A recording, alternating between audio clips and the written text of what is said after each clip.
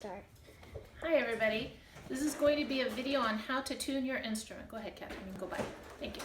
So my daughter was helping me out. So first we're going to start with pizzicato tuning. And before we begin tuning, we need to make sure we understand which string goes with which instrument, or which string goes with which peg, pardon me. So we're going to start with the A string, and we're going to follow it up. Now I want you to turn your instrument around so that you can actually see like this, so that you can see the strings and the pegs and the bridge. I'm going to have my instrument facing so that you can see what I'm talking about. First, we're going to follow the A string up to its peg, which is the bottom peg on this side, on the A string side. Then the next string over is the D string, and we follow the D string up. We'll see it goes to the top peg on the D string side. Then the G string is on the inside, goes to the top peg on the inside, and the C string peg goes on the C string side, or the G string or on this side. This is my viola. So of course the violins, this is going to be your E string, A string, G string, D string, and G string. So each string, you guys are just going to have to follow according to what strings you have on your instrument. But it always goes, the first string goes to this peg, the second string goes to this peg, third string goes to this peg, and the fourth string goes to this peg. Now when you're looking at your instrument, we're going to decide first off, hopefully you've already downloaded a tuner. So you're going to pizzicato with your tuner on, and you're going to see how far and how close your string is to what the tuner says. Now, if your string is more than one note off, for example, if you play your A string and it says a G or an F sharp, then you're going to need to use the peg to tune.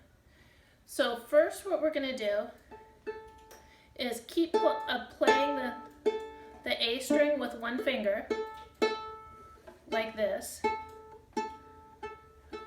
And you're going to take your other hand and you're going to rotate the string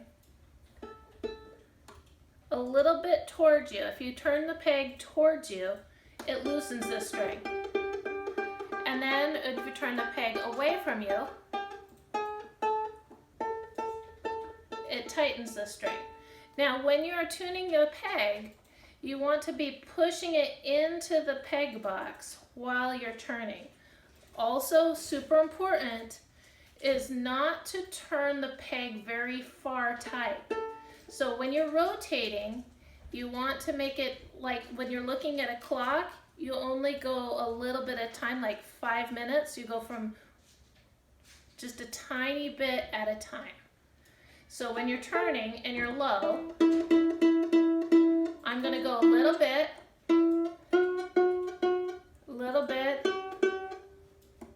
all the time I'm watching my tuner, little bit, till I get very close, and it should say, the tuner probably will have like a yellow or a red, but it should say the name of the string. So then we want to switch to arco tuning. So what you're going to do is you're going to play with put one hand on, you're going to make your bow hold. You're going to put your remaining hand that usually does fingers, you're going to bring it around, put your wrist by the lower bout, and put your fingers on the fine tuner. Now the fine tuner, when you rotate the fine tuner, this is nice because you don't have to worry about breaking a string, because the fine tuner only tunes a little bit at a time. So you're going to play your string until it sounds, and then you're going to rotate the fine tuner